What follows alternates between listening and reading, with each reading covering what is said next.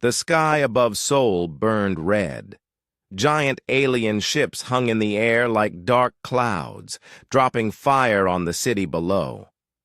Captain Dae-ho Kim pressed his back against the concrete wall and listened to the screams. 3 years of war had brought them to this moment. Earth was dying. "Captain, we have maybe 30 minutes before they break through," Lieutenant Bo-Ra Park said. Her young face was covered in dust and blood. At 25, she was the smartest person Dae-ho had ever met. Now she looked tired and scared. Dae-ho nodded. Around them, the last human soldiers checked their weapons. They had so little ammunition left. The aliens had taken everything else. The orbital stations were gone. The other continents had fallen silent weeks ago. Seoul was the last place on Earth where humans still fought back. Sergeant Woo-Jin Lee crawled over to them. The old soldier had fought on 12 different worlds before the aliens came to Earth. He had seen friends die on planets whose names Dae-ho could not even say. "Sir, the civilians are in the deepest bunkers. Maybe some of them will live through this." "Maybe," Dae-ho said. He did not believe it. The aliens did not leave survivors. They turned humans into food. The lucky ones died quickly. A massive explosion shook the building. Dust fell from the ceiling. Through the broken windows, they could see the alien warriors moving closer. The Vorthak looked like huge spiders made of crystal and metal. Each one was as big as a car. Their weapons shot blue fire that could melt through tank armor. "They are coming," Bo-Ra said. She looked at her tablet. Red dots were moving on the screen. Hundreds of them. All directions. Dae-ho stood up. He had been a teacher before the war. He had taught children about history and literature. Now he taught young soldiers how to kill aliens. The change felt strange, but necessary. "Everyone, listen to me." The 30 soldiers in the room turned to look at him. They were all that remained of the Seoul Defense Force. Boys and girls, most of them. Some were not even 20 years old. All of them knew they were going to die today. "We are the last," Dae-ho said. "When we fall, the aliens win everything, but we will not make it easy for them. We will make them pay for every step. We will show them that humans do not give up." The soldiers nodded. Some of them were crying. Others looked angry. All of them looked ready to fight. The building shook again. This time, chunks of concrete fell from the walls. Through the hole in the roof, they could see a massive shadow moving. The alien queen had come to Earth herself. She was bigger than any Vorthak they had seen before. Her crystal body reflected the burning city in 1,000 colors. "She wants to watch us die," Woo-Jin said. He spit on the ground. "Fine, let her watch." The first Vorthak warriors broke through the eastern wall. Their blue weapons lit up the room. 2 human soldiers died immediately. The others opened fire, with everything they had. Bullets bounced off alien armor, but some found weak spots. Green blood splattered on the walls. Bo-Ra threw a grenade. The explosion sent 3 aliens flying backward. But more came through the hole. Always more. "We cannot hold them," she shouted over the noise. Dae-ho shot his rifle until it was empty. He pulled out his pistol. 6 bullets left. He had been saving them. Around the room, his soldiers were falling. The smart ones. The brave ones. The ones who should have lived. To rebuild the world. A young soldier named Ki-woo ran toward the aliens with a live grenade in each hand. The explosion took out 5 Vorthak warriors and opened a hole in the floor. Ki-woo was only 19 years old. His parents had died when the aliens first came. "Fall back to the inner room," Dae-ho ordered. The survivors ran through the doorway. Only 15 of them left now. They barricaded the door with tables and chairs. It would not hold for long. Bo-Ra was bleeding from her arm. She still worked on her tablet, calling for help that would never come. All orbital stations destroyed, all surface bases silent. We are alone. Wu Jin laughed, but it was not a happy sound. Good! Means we do not have to share the fun. The aliens started cutting through the door with their weapons. The metal glowed red hot. Smoke filled the room. The soldiers fired through the gaps, but their bullets were almost gone. Captain, Bo-Ra said. She pointed at something on her tablet. There is an old terminal in the basement, from before the war. It might be connected to something. Dae-Ho looked at the screen. Deep underground, below even the civilian bunkers, was a room marked with symbols he did not recognize. What kind of terminal? I do not know. The files are encrypted, but it has been drawing power for decades. The door fell down. Vorthak warriors poured into the room. Bo-Ra stood up and fired her rifle on full automatic.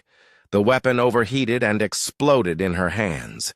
She kept fighting with her pistol until an alien claw went through her chest. Bo-Ra! Dae-Ho screamed. He emptied his pistol into the alien that killed her. The young woman, who could have been a general, fell to the floor. Her eyes looked surprised. Only 8 soldiers remained. Wu Jin had lost his left arm but still fought with a knife. The other soldiers formed a circle, back to back. They were out of bullets now. The aliens moved closer, enjoying the moment. The basement, Dae-Ho said to Wu Jin. Take whoever you can. Try to reach that terminal. What about you? Dae-Ho picked up a grenade from a dead soldier. 1 grenade against 100 aliens. It would not be enough, but it was all he had. I will slow them down. Wu Jin nodded. He understood. The old sergeant grabbed 3 young soldiers and ran for the stairs. The aliens let them go. They wanted to watch Dae-Ho die. The Vorthak queen entered the room. She was beautiful in a terrible way. Her crystal body caught the light and threw it back in sharp edges. When she spoke, her voice sounded like breaking glass. The last human leader, she said in perfect Korean. The aliens had learned human languages to better understand their fear. Your species fought well, but now you end.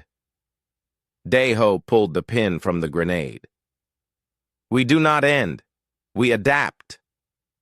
He ran toward the queen. The explosion lit up the room like a small sun. When the light faded, both the human captain and the alien queen lay on the ground. Dae-Ho's blood spread across the concrete floor. But something else happened in that moment. His blood touched a small crack in the floor. It ran down through the concrete, down through layers of rock and metal, down to where ancient machines waited in the dark. Deep underground, lights began to blink. Systems that had slept for centuries started to wake up. In 12 secret places around the world, computers received a simple message. The last human had fallen. It was time for the Guardians to rise. The blood hit the terminal and everything changed. Miles below Seoul, in a chamber carved from solid rock, machines that had waited for 40 years suddenly came alive. Red lights turned green. Ancient computers began to sing with electronic voices. Dr. Hansol Choi had built this place in 2045. Back then, the world had been different. Humans still believed they were alone in the universe. Wars were fought between countries, not species. But Hansol had been a smart man. He knew that someday something would come that could destroy all humans. So he had made Guardians. The signal raced through quantum channels buried deep in the earth. It moved faster than light, reaching 12 hidden facilities in seconds, under the ruins of New York, beneath the ice of Antarctica, in caves below the Amazon jungle, in bunkers under the Sahara Desert. Each place held one sleeping soldier. These were not normal humans. Han Sol and his partner, Dr. Sujin Nam, had changed them. Their bones were stronger than steel. Their muscles could lift cars. Their brains could process information like computers.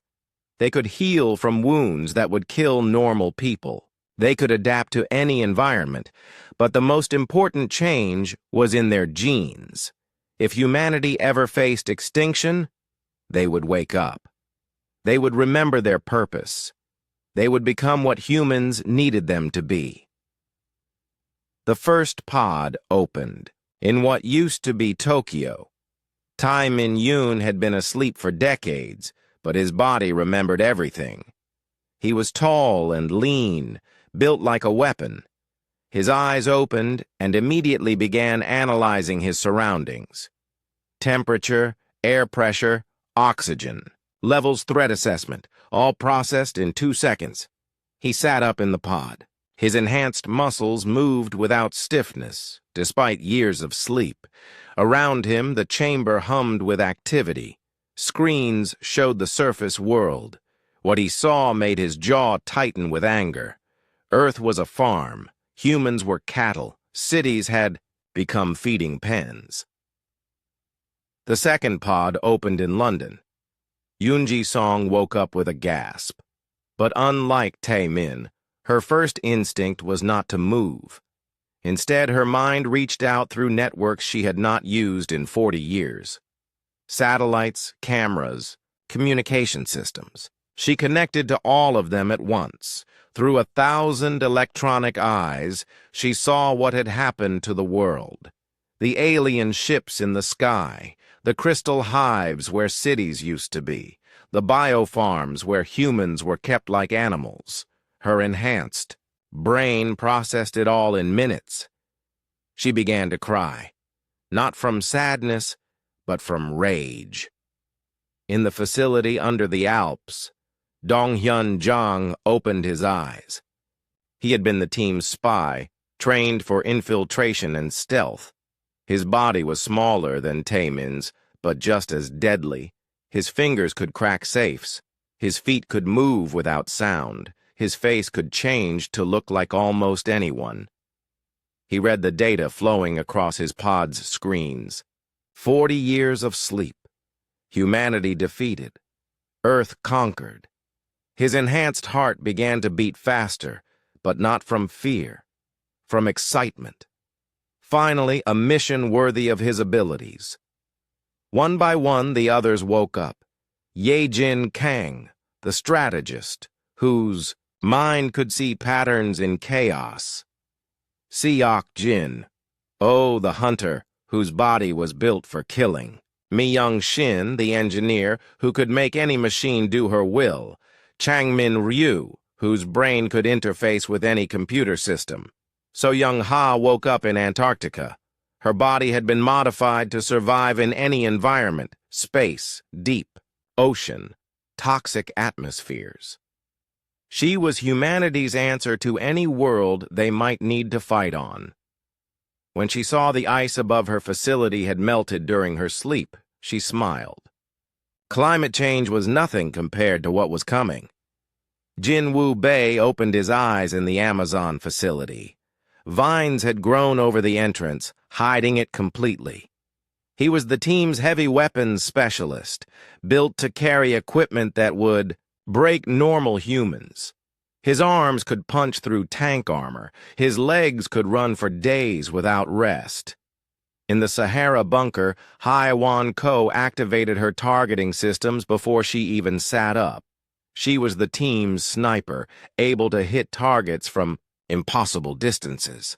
Her eyes could see details miles away. Her hands never shook. Her shots never missed. Under the ruins of Moscow, Kyung-ho Lim discovered something new about his abilities. During his sleep, His brain had developed new connections. He could feel the other Guardians waking up around the world. Their thoughts touched his mind like whispers. In a cave system beneath the Himalayas, Narration woke up and immediately began calculating. She was the team's tactical coordinator, able to process battlefield information faster than any computer. But now her mind was doing something else. She was planning a war.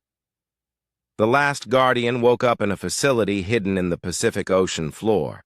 The pod had been built to withstand the crushing pressure of deep water. When it opened, water should have rushed in. Instead, the chamber was perfectly dry. The facility's systems had worked flawlessly for 40 years. All 12 Guardians were awake. Their pods opened onto a network of communications that had been waiting for this moment. Screens lit up showing their faces to each other.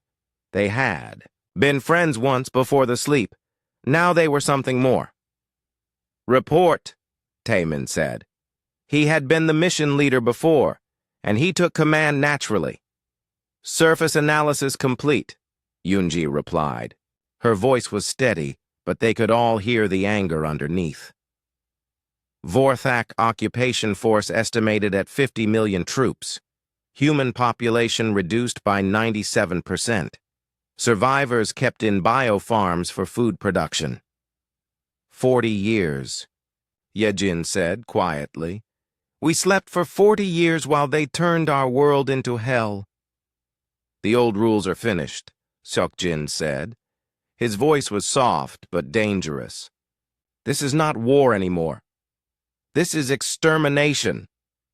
Mi Young's face appeared on the screens. Behind her, machines were already beginning to move. "I am accessing the emergency manufacturing systems. We will need new equipment. The aliens will have adapted to our old weapons." "How long until we can move?" Taemin asked. 6 hours for basic equipment," Mi Young replied. 12 hours for full combat readiness." Changmin spoke up from his facility. "I am already inside their communication networks. They do not even know we exist. Their security assumes all humans are primitive." "Good," Taemin said. "That gives us an advantage. They think they won. They think humans are finished." So Young smiled on her screen. "They have never fought humans who were designed to fight back." "What are our orders?" Jinwoo asked. He was checking his weapon systems as he spoke. Taemin looked at each of their faces on the screens. These were his friends, his family, the only people in the universe who could understand what they had become, what they had to do. "We wake up humanity," he said. "We take back our world. We show these aliens what humans become when they decide to stop being human." Hyewan nodded slowly. "And after Earth?" "After Earth, we hunt them," Taemin replied. "We follow them to every world they have touched. We make sure they never threaten another species again." The screens went dark as each Guardian began their preparations. Deep underground in 12 different places, humanity's last hope prepared for war. But they were not the same species that had lost the first war. They were something new, something the aliens had never seen before. They were what humans became when extinction was the only alternative. Taemin climbed out of his facility for the first time in 40 years. The entrance was hidden under what used to be Tokyo's financial district. Now it was a crystal forest. Alien structures grew from the ground like giant trees pulsing with blue light. He moved carefully through the shadows. His enhanced eyes adjusted to the strange light automatically. His feet made no sound on the crystalline ground. Everything felt wrong. The air smelled different. Even gravity seemed weaker. Through his communication implant, he could hear Yoonji's voice. She was watching through satellites, keeping track of his movement. 300 meters ahead, she whispered. Fourth Act Patrol. 6 warriors. Taemin pressed himself against one of the crystal structures. The aliens moved past him, their metal legs clicking on the ground. They were even bigger than the reports had said. Each one carried weapons that could destroy buildings. But they moved slowly, carelessly. They were not expecting threats. They think they own this place, he said quietly into his communicator. They do, Dong-hyun replied from his position near what used to be London. For now. Taemin reached the human facility that Yoonji had identified. It was built into the side of a crystal mountain, hidden behind energy barriers. Through gaps in the barrier, he could see inside. What he saw made his enhanced heart beat faster with rage. Humans hung in transparent tubes connected to feeding machines. Their eyes were closed. Tubes went into their arms, draining blood. Other tubes went into their stomachs, keeping them alive but unconscious. There were thousands of them, men, women, children, all being used as food sources. Are you seeing this? He asked Yoonji. Yes, she replied. Her voice was tight with anger. All the facilities are the same. The aliens are not just occupying Earth. They are farming us. Dong-hyun's voice came through. The communicator. He had reached a different facility near London. It is worse than farming, he said. They are breeding us, selecting for blood quality. The humans here, some of them have been modified, made to produce more blood, more nutrients. Taemin closed his eyes for a moment. When Dr. Han Sol had designed them, he had included emotional controls. The Guardians could turn off fear, pain, even sadness when necessary. But he had left anger intact. Anger was useful in war. Now Taemin felt that anger growing inside him like a fire. These aliens had not just conquered humanity. They had turned humans into livestock. They had made children into food. Status report, he said to the others. Ye-jin responded first. She was studying the global situation from her facility. Total. Vorthak population on Earth, approximately 50 million. They have established 12 major hive cities. Each city contains between 1 and 5 million biofarms. Human survivors? Taemin asked. Difficult to estimate, Ye-jin replied. Many are kept unconscious in the farms. Others have been modified beyond recognition. But I estimate at least 50 million humans are still alive in some form. Mi Young's voice joined the conversation. She was already working in her underground factory. The aliens have been stripping Earth's resources for 40 years. Most of the metals, rare elements, and energy sources have been shipped off-world. They are preparing to leave. Leave? Sok-jin asked. Why? Because they have consumed everything useful, Chang-min answered. He had been inside the alien computer networks for hours. Earth is just one feeding stop for them. They move from world to world, consuming everything, then moving on. In 2 years, they plan to kill all remaining humans and abandon Earth. So Young spoke from her facility in Antarctica. Then we have 2 years to save our species. No, Taemin said firmly. We have 2 years to destroy theirs. Hye-won had been silent, studying targeting data from her position. Now she spoke. I have been analyzing their command structure. The queen that attacked Seoul was not the only one. There are 12 queens total. Each one controls a hive city. 12 targets, Jin-woo said with satisfaction. 1 for each of us. It will not be that simple, Nari warned. She had been running combat simulations in her enhanced brain. Each queen has approximately 4 million warriors protecting her. Our weapons from 40 years ago will not be effective against their current armor. Then we adapt, Tae-min said. Dr. Hansol designed us to evolve. Let us see what we can become. Over the next 6 hours, each Guardian began to change. Mi Young worked with the manufacturing systems, but she was not just building weapons. She was rebuilding herself. Her fingers extended into tool interfaces. Her brain connected directly to the factory computers. She became part of the machinery. Chang Min dove deeper into the alien networks. His consciousness spread through their systems like a virus. But instead of destroying their computers, he began to understand them. His brain rewrote itself to think like alien technology. So Young stepped out of her facility into the Antarctic cold. But instead of feeling the freezing air, her body began to adapt. Her skin changed color and texture. Her breathing altered. She was becoming something that could survive in space, underwater, in toxic atmospheres. The others underwent similar changes. Their bodies, their minds, their very genetic structure began to shift. They were still human, but they were becoming something more. Something designed specifically to kill aliens. We need to test our new abilities, Tae-min said. Choose targets. Small ones first. Dong Hyun was the first to move. He approached a Vorthak patrol near London, but instead of avoiding them, he walked directly toward them.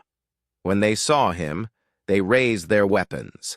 Their shots passed through empty air. Dong Hyun was there, then he was not, then he was behind them. 3 aliens died before the others knew they were under attack. The remaining 3 turned to face him, but he was already gone. Their weapons fired at shadows, while Dong Hyun moved among them like smoke. In 30 seconds, all 6 were dead. Stealth systems functioning beyond design parameters, he reported. I am not just invisible. I can phase partially out of this dimension. Jinwoo attacked a facility in the Amazon, but instead of using weapons, he used his hands. His enhanced strength had increased beyond anything Dr. Hansol had imagined. He picked up alien warriors and threw them through their own armored walls. Their weapons could not hurt him. His skin had become harder than their armor. One by one, the Guardians tested themselves against small alien forces. Each time, they discovered new abilities. Each time, they adapted further. But the most important discovery came from Kyung-ho. He realized that they were not just 12 separate warriors anymore. They were connected. When one of them learned something, they all learned it. When one adapted, they all gained the adaptation. We are becoming a collective organism, he reported, to Tae-min. 12 bodies, 1 mind. The aliens have never faced anything like this. Tae-min stood on a crystal tower, looking out over the ruins of Tokyo. Somewhere in this city, human children were being kept in feeding tubes. Somewhere, families were being used as livestock. Then let us show them what collective rage looks like, he said. The real war was about to begin. Mi Young descended deeper into her facility than she had ever gone before. The elevator dropped for 10 minutes through solid rock. When it finally stopped, she stood before a door marked with symbols that hurt to look at. Her enhanced brain processed the symbols automatically. The meaning was simple. Weapons that should not exist. She pressed her palm against the scanner. The door recognized her genetic signature and opened with a sound like breaking glass. Beyond was a chamber that defied physics. It was bigger inside than outside. The walls curved away into impossible distances. Dr. Hansol had built more than just enhanced soldiers. He had built a backup plan for the backup plan. The first weapon she found looked like a simple black rifle. When she picked it up, information flowed directly into her brain. It was not a rifle at all. It was a molecular disruptor that could turn alien armor into dust. The ammunition was created from nothing, pulled from quantum energy fields. "Taemin," she called through her communicator. "You need to see this." One by one, the other Guardians made their way to similar chambers beneath their own facilities. Each chamber contained weapons that seemed impossible, armor that made the wearer stronger with every hit they took, bombs that could destroy matter at the atomic level, computers that could predict the future. Changmin found something even more remarkable. In his chamber was a chair connected to thousands of cables. When he sat in it, his mind expanded across the entire planet.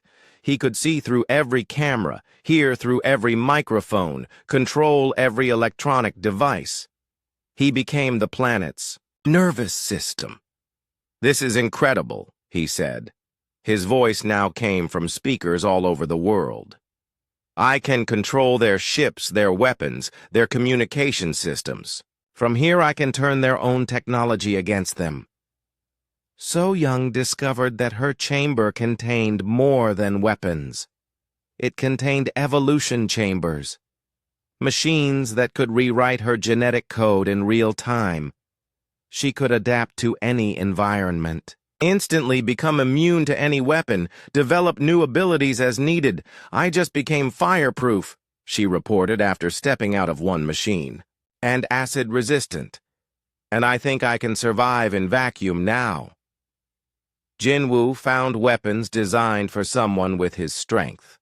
Guns that normal humans could not even lift. Swords that could cut through anything. Armor that amplified his already incredible physical abilities. When he put on the full gear, he felt like he could fight an army alone. Hye-Wan's chamber contained targeting systems that connected to satellites, to quantum sensors, to prediction algorithms. She could now hit targets on the other side of the planet. She could shoot bullets that would curve around obstacles to find their mark. She could kill aliens who had not even been born yet. But the most important discovery was made by Kyung-ho. In his chamber, he found the neural linking system. It was a crown of metal and crystal that, when worn, connected all 12 Guardians into a true collective mind. "Put them on," he told the others. "All of you, at the same time." Each Guardian found an identical crown in their chamber. They placed them on their heads simultaneously. The effect was immediate and overwhelming. Suddenly, Taemin could see through Yunji's satellite feeds while simultaneously feeling So Young's enhanced reflexes and accessing Changmin's computer networks. All 12 sets of abilities became available to all 12 Guardians. "We are no longer 12 separate people," Taemin said, but now his voice came from all their mouths at once. "We are one weapon with 12 bodies." Dong-hyun tested the connection. By disappearing in Tokyo while Jinwoo, thousands of miles away in the Amazon, felt the stealth field activate around his own body. Hye-Wan aimed her rifle in Moscow, while Seok-jin in the Sahara felt the targeting information flow through his mind. "Perfect coordination," Nari observed. "We can now operate as a single tactical unit across the entire planet."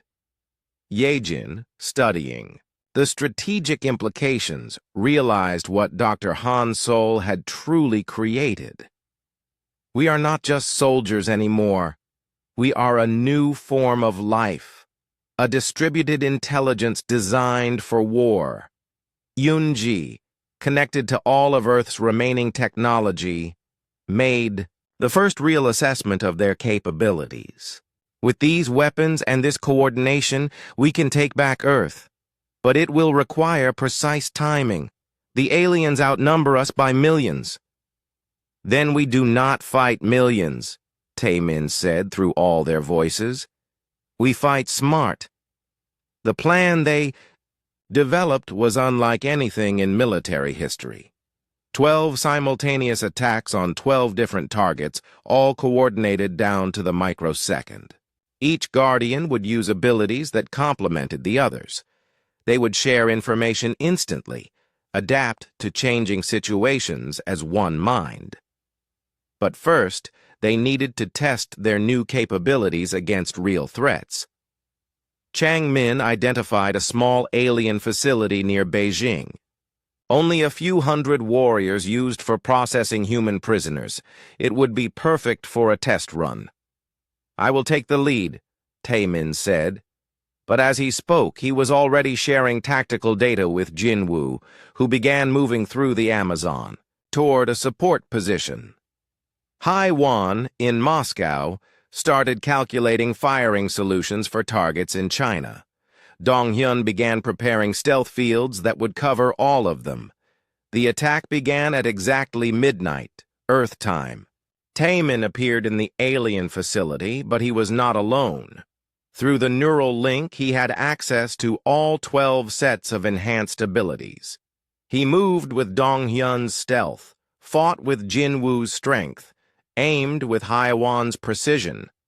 The aliens never had a chance. Their weapons could not track something that moved like smoke and hit like lightning. Their armor could not stop bullets that came from impossible angles.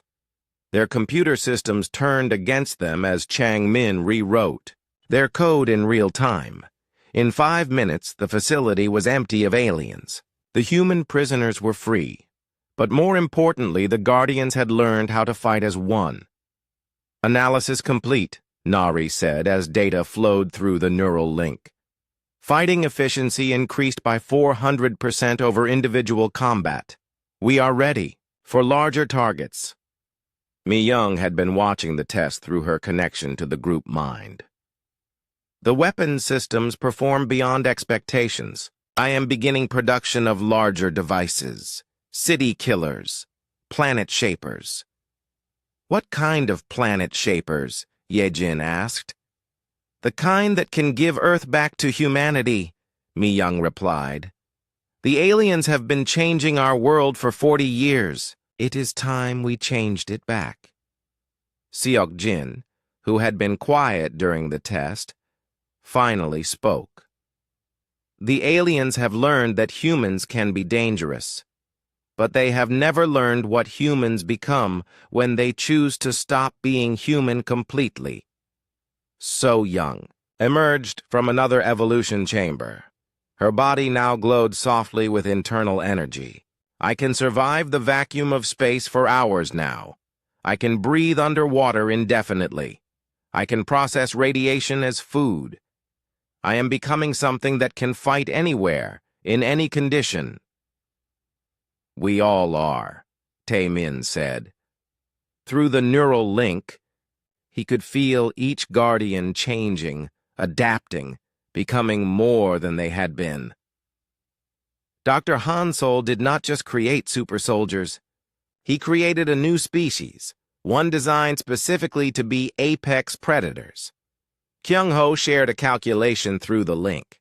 At our current rate of adaptation, we will be capable of taking on a Vorthak queen within 72 hours. Then we begin the real assault in 3 days, Taemin decided. Yoonji, identify the weakest queen. We start with her. Already done, Yoonji replied. The queen in the Australian facility has the smallest force protecting her, only 2 million warriors. Jin Woo laughed through the neural link. Only 2 million. 40 years ago, that would have been impossible odds. 40 years ago, we were only human, Haiwan pointed out. What are we now? Dong-hyun asked. Taemin considered the question as he felt the power flowing through the neural link. 12 minds working as one. 12 bodies enhanced beyond human limits. Weapons that could reshape reality. The ability to adapt and evolve in real time. "We are what humans become when the universe tries to kill them," he said finally. "We are the answer to extinction." The Guardians began their final preparations. In 3 days, they would face their first queen, and they would show the galaxy what happened when humanity decided to stop playing by anyone else's rules. The Australian queen ruled from a crystal palace built on the bones of Sydney. Her biofarms stretched across what used to be the continent, processing millions of humans into nutrients for the Vorthak Empire. She had no name that humans could pronounce, but the Guardians called her the Harvester for the way she turned living beings into resources. Yunji watched the target through satellite feeds while sharing the visual data with all 12 Guardians. 2 million warriors protecting the palace complex. Energy shields covering a 50-kilometer radius. Underground tunnel systems connecting to the biofarms. Taemin studied the tactical display that appeared in all their minds simultaneously. Through the neural link, 12 brilliant strategic minds worked as one to analyze the target. Traditional assault would be suicide. Even with our enhancements, we cannot fight 2 million enemies directly. Then we do not fight them directly, Yejin said. Her strategic analysis flowed through the link to the others. We turn them against each other. Changmin, connected to global networks from his facility, had been preparing for this moment. I have identified weakness in their command structure. The Vorthak queens control their warriors through biochemical signals. If I can disrupt those signals, their own army becomes our weapon, Nari finished. The tactical possibilities cascaded through the group mind in seconds. Brilliant. Mi Young had been working non-stop in her underground factory. I have weapons ready. Molecular disruptors for their shields. Phase bombs for their command centers. And something special for the queen herself. What kind of special? Dong Hyun asked as he prepared his stealth equipment. A weapon that rewrites matter at the quantum level, Mi Young replied. It will turn her crystalline body into ordinary sand. So Young emerged from her final evolution chamber. Her body now looked barely human. Her skin could change color and texture at will. Her limbs could stretch and reshape themselves. Her internal organs had been completely redesigned. I can survive anything they throw at me now. Direct plasma. Hits, radiation, toxic gases, I am effectively immortal. Jinwoo tested his new armor systems. The metal flowed over his body like liquid, then hardened into plates stronger than any material known to science. His weapons had been upgraded as well. He now carried devices that could destroy buildings with single shots. Ready for combat? Haiwan checked her targeting systems.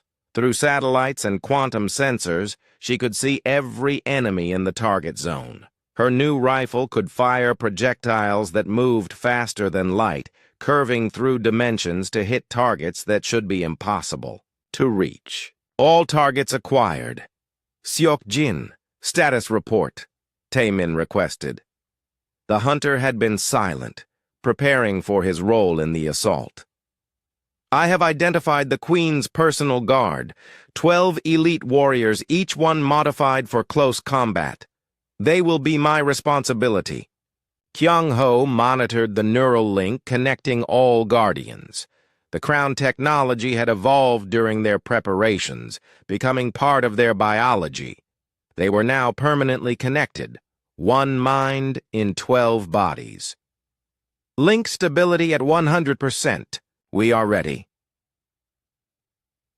The assault began at dawn, Australian time. But the attack came from all directions at once, as 12 Guardians struck with perfect coordination. Changmin initiated his cyber warfare protocols from thousands of miles away. His consciousness invaded the Vorthak command networks, rewriting their software in real time. Suddenly, half the warriors protecting the queen began attacking the other half. Confusion spread through their ranks as their own weapons turned against them. Dong Hyun materialized inside the palace complex, invisible to all sensors. But he was not alone. Through the neural link, he carried the collective skills of all 12 guardians. He moved with impossible speed and precision, planting Mi Young's phase bombs at critical structural points. Haye Wan, firing from her position in Moscow, sent bullets through dimensional folds to strike targets in Australia. Her shots appeared inside alien armor, exploding warriors from within. The Vorthak could not understand how they were being killed by weapons that seemed to ignore space and distance. Jin Woo assaulted the outer perimeter with overwhelming force, but his strength was now amplified by the neural link. Each punch carried the power of all 12 guardians combined. He tore through alien defenses like they were made of paper. So Young infiltrated the biofarms where human prisoners were kept. Her body adapted to every environment as she moved through toxic chambers and radiation fields. She began freeing prisoners while simultaneously destroying the harvesting equipment. Taemin coordinated the assault while engaging the Queen's elite guard alongside Seok Jin. The alien warriors were massive, their crystal bodies enhanced with weapons and armor.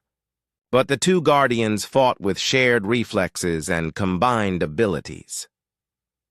"The Queen is moving toward the escape tunnels," Yoonji reported through the link. "She is abandoning her forces." "Not acceptable," Taemin replied. Through the neural connection, he shared his location with Dong Hyun, who immediately began tracking the Queen through the palace's crystal corridors. The Queen was unlike any Vorthok they had seen before. She was beautiful in an alien way, her crystalline body refracting light into rainbow patterns.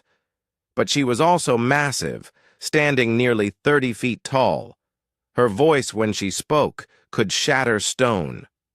"Impossible," she said in perfect English, as Dong Hyun appeared before her. "Humans are extinct. You cannot exist." "We are not human anymore," Dong Hyun replied. As he spoke, his form began to shift and change.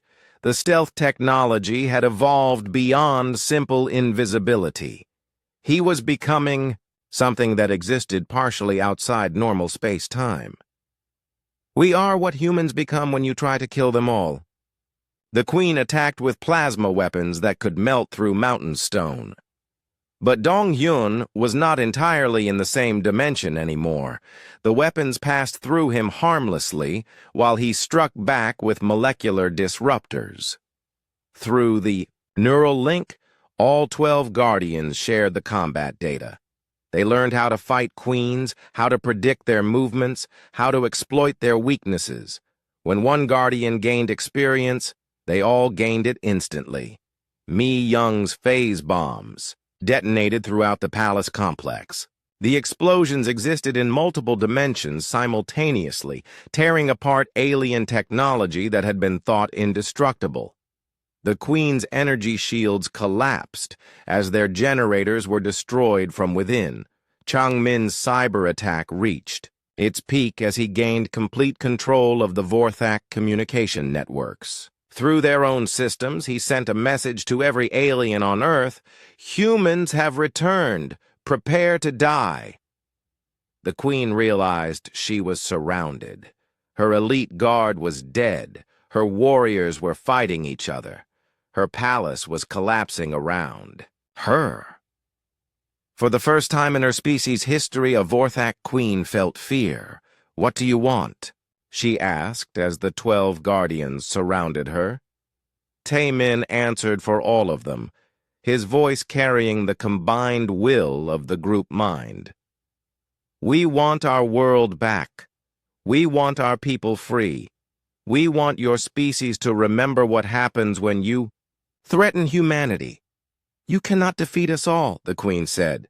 There are billions of Vorthak across the galaxy, millions of ships, thousands of queens. So Young smiled, her transformed features alien and terrible. Then we will have to kill billions of Vorthak. The queen's death was swift, but symbolic. Mi Young's quantum weapon turned her crystalline body into ordinary sand. But before she died, Chang Min made sure her final moments were transmitted to every Vorthak facility in the galaxy. He wanted them all to see what had happened to their invincible queen. The battle was over in 6 hours. 2 million Vorthak warriors lay dead, most killed by their own weapons turned against them by Chang Min's cyber warfare. The biofarms were destroyed, their human prisoners freed. The Crystal Palace was reduced to rubble. But more importantly, the Guardians had proven something to themselves and to the galaxy. They could kill queens. They could defeat armies. They could take back their world. "One down," Tae Min said as they stood in the ruins of the alien palace. 11 to go. Yejin was already analyzing the next target, sharing tactical data through the neural link. "The Queen in the Sahara facility has 3 million warriors, but after today, they will be expecting us." "Good," Seokjin said, cleaning alien blood from his weapons. "Let them be afraid. Fear makes them stupid." Yunji monitored alien communications across the globe. "They are calling for reinforcements from their off-world fleets. They know they underestimated us." "How long until the reinforcements arrive?" Nari asked. 6 months, Yunji replied. Hayawan checked her ammunition supplies. "Then we have 6 months to kill 11 queens and free our planet." "Plenty of time," Jinwoo said confidently. Through the neural link, all 12 Guardians shared the same thought. The real war was just beginning. But for the first time in 40 years, humanity was winning. The message reached the Vorthak homeworlds within hours of the Australian Queen's death. Across the galaxy, alien fleets received the impossible news. A queen was dead, killed by humans who should not exist. The response was immediate and terrifying. War fleets that had been conquering distant star systems turned toward Earth. Research facilities began producing new types of warriors designed specifically to hunt enhanced humans. The entire Vorthak Empire focused its attention on one small, blue planet that refused to die. But the aliens made a critical mistake. They assumed that the 12 Guardians would stay the same.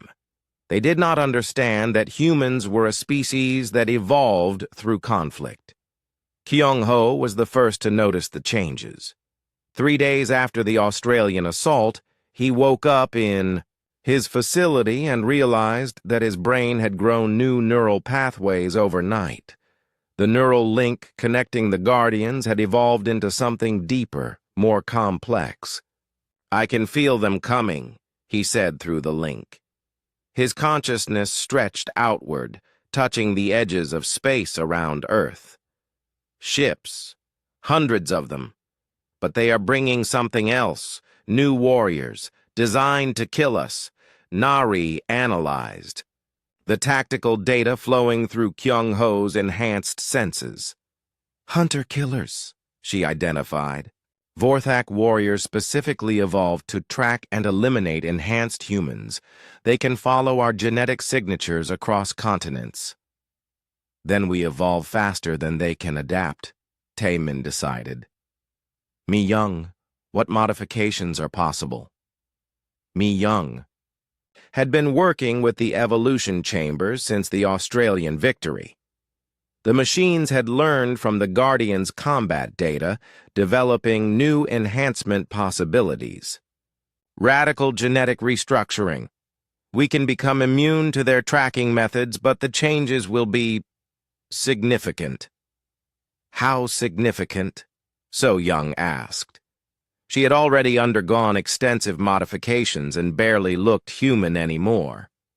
"We will no longer be recognizable as the species we were," Mi-young replied honestly. "But we will be alive, and we will be unstoppable." Dong-hyun was the first to volunteer. He entered an evolution chamber in his London facility while the others monitored through the neural link. The machine began rewriting his genetic code, cell by cell, organ by organ. When he emerged 6 hours later, he was something new. His body could exist in multiple dimensions simultaneously. He could phase in and out of reality at will. Most importantly, his genetic signature changed constantly, making him impossible to track.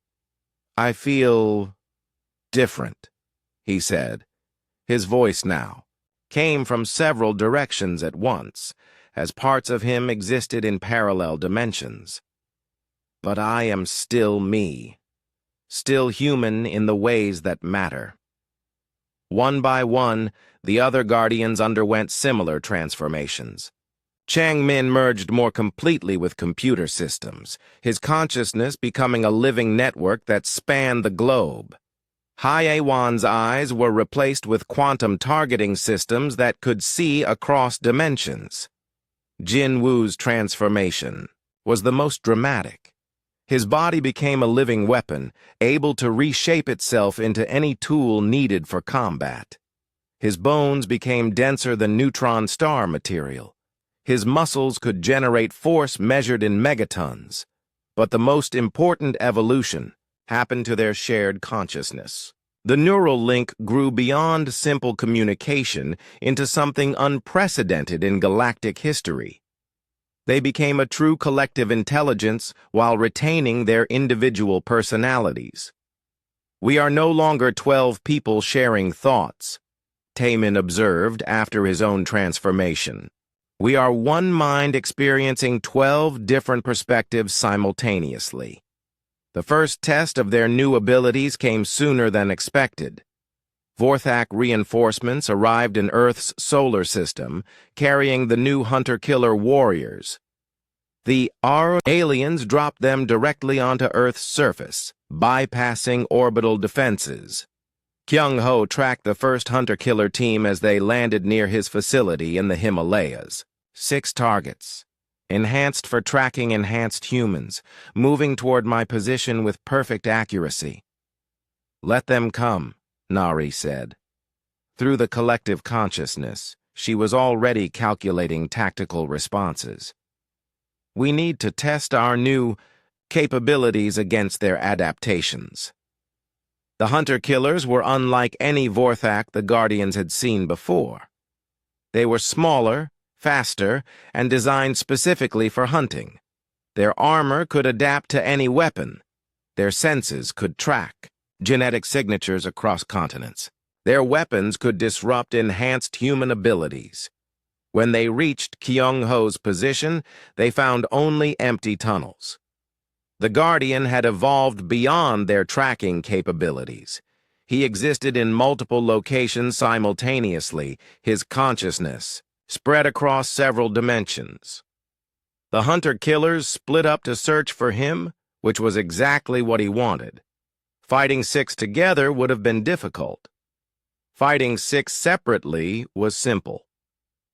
The first hunter-killer died when Kyung-ho materialized inside its armor and detonated a molecular disruptor.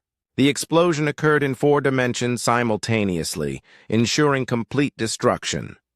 The second died when he appeared behind it and used Jin-Woo's strength enhancement to tear it apart with his bare hands. But now, his hands existed in 5 dimensions, making the attack impossible to block or predict. Through the neural link, all 12 Guardians learned from Kyung-ho's combat experience. They discovered how to fight enemies designed specifically to kill them. They adapted faster than the aliens could compensate. More hunter-killer teams landed across the globe, but they found opponents who had already evolved beyond their capabilities. Dong Hyun fought 3 teams in London while existing partially outside of time, making him impossible to target. So Young encountered 2 teams in Antarctica and absorbed their weapons fire as nutrition for further evolution. The aliens realized their mistake within hours. Their hunter-killers were not just failing to eliminate the Guardians, they were making them stronger. Each battle taught the collective consciousness new ways to evolve and adapt. Status report. The Vorthak fleet commander demanded of his. Hunter-killer teams. Targets are changing, came the reply. They adapt faster than we can modify our tactics. They learn from each encounter and share that knowledge instantly. We are not fighting 12 individuals. We are fighting one organism, with 12 bodies. The fleet commander had conquered 47 worlds. He had never encountered anything like this. What are your recommendations? Orbital bombardment, the hunter-killer leader replied. Destroy the entire planet. It is the only way to be certain. But the fleet commander had his orders. The Vorthak Empire needed Earth's biofarms. The human population was too valuable to waste in orbital bombardment. Continue ground operations. Adapt faster. It was the wrong decision. Over the following weeks, the Guardians continued to evolve with each battle. They developed new abilities that defied the laws of physics as understood by either humans or Vorthak. They began to exist partially outside normal space-time, making them nearly impossible to kill. More importantly, they began to affect the planet itself. Changmin's consciousness spread through every electronic device on Earth. Mi Young's factories began producing weapons that created themselves from pure energy. The boundary between the Guardians and their environment began to blur. We are changing Earth, Yunji observed as she monitored global systems. Our evolution is affecting the planetary ecosystem. The changes are cascading. Into what? Yejin asked. A world designed for war, Taemin replied. Through the collective consciousness, he could feel the planet itself becoming a weapon. Earth is evolving alongside us. Seok Jin, hunting hunter-killers in the African facility, paused to consider this development. The aliens think they are fighting 12 enhanced humans. They do not realize they are fighting an entire planet that has decided to become hostile. The Vorthak fleet commander received increasingly desperate reports from his ground forces. Hunter-killer teams were disappearing without trace. Established facilities were going silent.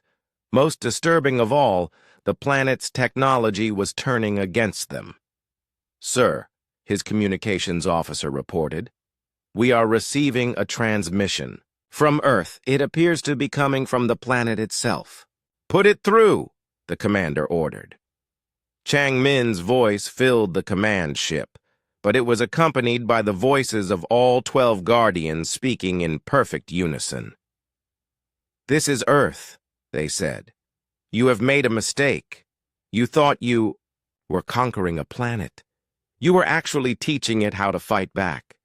Surrender now, the collective voice continued, or we will show you what happens when an entire world becomes your enemy. The fleet commander cut the transmission.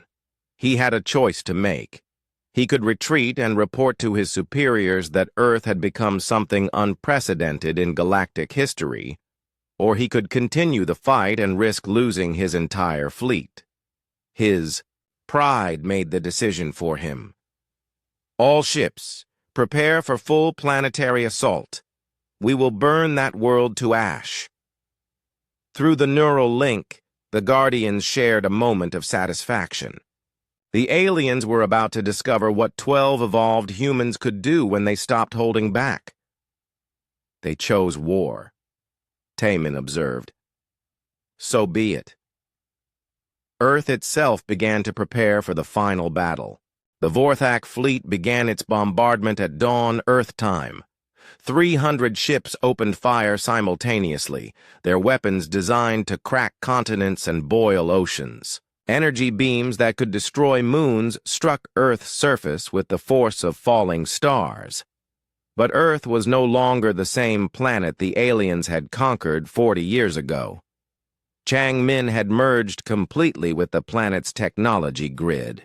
Every satellite, every computer, every electronic device had become part of his consciousness. When the orbital bombardment began, he was ready. The alien energy beams struck the atmosphere and scattered harmlessly into space. Changmin had converted Earth's magnetic field into a defensive shield, turning the planet itself into armor. The weapons that should have destroyed continents instead created beautiful aurora displays across the sky. Impossible, the Vorthak Fleet Commander said as his sensors showed 0 damage to the planet's surface. Increase power to maximum. The fleet's second bombardment carried enough energy to shatter worlds. But the beams never reached Earth. Haiwan, her consciousness expanded through quantum targeting systems, redirected every shot. She had become one with the planet's gravitational field, bending space-time itself to deflect incoming fire. There. Weapons are useless, Nari reported through the collective mind. But they have other options. Landing craft are launching. The aliens were sending everything. Not just hunter-killers, but queens themselves. 12 massive crystalline beings descended toward Earth, each one carrying 1 million warriors. They intended to overwhelm the Guardians through sheer numbers. Let them come, Taemin said. He stood on what used to be Mount Everest, but the mountain had changed. Under Mi Young's influence, it had become a fortress of living metal and crystal. Weapons that defied physics emerged from its slopes. The first queen landed in what used to be the Sahara Desert. But the desert was no longer sand. It had become an ocean of liquid metal under So Young's control. As the alien queen's feet touched the surface, the metal rose up like waves, seeking to engulf her. The queen was massive, 30 feet tall and covered in armor that had never been penetrated. Her warriors formed protective circles around her, their weapons creating barriers of energy. But they were fighting the planet itself now. Jin Wu emerged from the liquid metal desert like a rising god. His body had evolved beyond recognition, becoming something that existed partially in several dimensions. When he struck the queen, his fist carried the gravitational force of a collapsed star. The queen's armor, which had resisted the weapons of entire fleets, cracked like glass. She stumbled backward, her crystalline voice screaming in frequencies that shattered stone. Her warriors opened fire, but their weapons passed through Jin Wu harmlessly. He existed in too many dimensions for them to target effectively. In the ruins of Tokyo, another queen faced Dong-hyun and Seok-jin.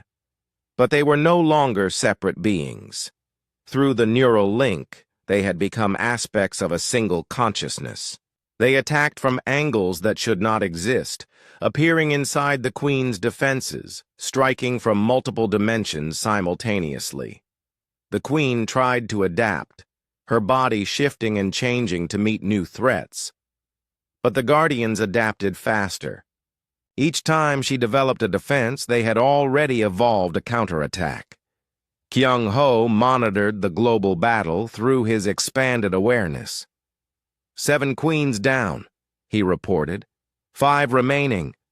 But the fleet commander is preparing something new. Through captured alien communications, Yoonji detected the new threat. Planet killer weapons. They are preparing to destroy Earth completely rather than lose it. Not acceptable, Taemin replied. The collective consciousness reached a decision, instantly. It was time to take the fight to space. So Young was the first to leave Earth's atmosphere. Her body had evolved to survive in any environment, including vacuum. She moved through space like a living missile, her trajectory calculated by Nari's tactical systems, her speed accelerated by Hewan's gravitational manipulations. She struck the nearest Vorthak ship like a bullet fired from the planet itself. But instead of destroying the ship, she began to convert it. Her touch rewrote matter at the quantum level, turning alien technology into weapons designed by human imagination. Changmin's consciousness followed her into space, spreading through the ship's computer systems. Within minutes, the entire vessel was under his control. Its weapons turned against the fleet, firing on its former allies with perfect accuracy. One by one, the Guardians left Earth's surface to engage the fleet directly. They had evolved beyond the need for ships or spacesuits. They were living weapons that could survive anything the universe threw at them. Mi-young reached the flagship where the fleet commander was preparing his planet-killer weapons. She did not attack the ship. Instead, she began to redesign it. Her consciousness merged with its manufacturing systems, turning the vessel into a factory for producing Earth-designed weapons. The fleet commander watched in horror as his own ship began creating devices he did not recognize. "What are you doing to my vessel?" "Improving it," Mi-young replied through the ship's communication system. "You wanted to destroy a planet. Now you are going to help rebuild it." The planet-killer weapon powered up, but instead of firing at Earth, it began terraforming the ship itself. Alien technology was rewritten, replaced, improved. The Vorthak crew found their own equipment turning against them. But the most terrifying transformation was happening to the fleet commander himself. Ye-jin had reached the bridge, and her strategic mind had identified a perfect solution to the alien threat. "You wanted to understand how humans think," she said to the crystalline alien. "Let me show you." Her touch rewrote his neural pathways, forcing him to experience human emotions, human determination, human rage at what his species had done to Earth. For the first time in his existence, the fleet commander felt guilt, horror, and most importantly, fear. "Stop," he begged as human memories flooded his alien mind. "I understand now. We were wrong. We will leave your world." "Too late," Ye-jin replied. "You made this personal when you turned our children into food. The final battle was not between armies or fleets. It was between two different concepts of existence. The Vorthak represented consumption, taking, using up everything and moving on. The Guardians represented adaptation, growth, becoming something greater through adversity. When the battle ended, the Vorthak fleet had been completely converted. Every ship now served Earth. Every warrior had been reprogrammed to protect human interests. The aliens had been conquered not through destruction, but through transformation. The fleet commander, his mind now partially human, knelt before Tae-min on the bridge of his former flagship. "What will you do with us?" Tae-min, speaking for all 12 Guardians simultaneously, considered the question. Through the collective consciousness, they debated the fate of their former enemies. Some wanted vengeance. Others wanted justice. All wanted to ensure this never happened again. "You will return to your home worlds," Tae-min decided. "You will tell them what happened here. You will explain that Earth is protected, that humanity has evolved beyond their ability to threaten. You will make sure they understand the price of attacking us."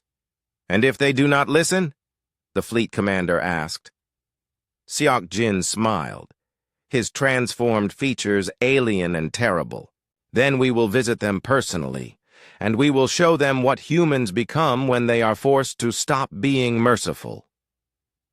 The Vorthak fleet departed Earth carrying a message that would echo across the galaxy. Never again attack humanity.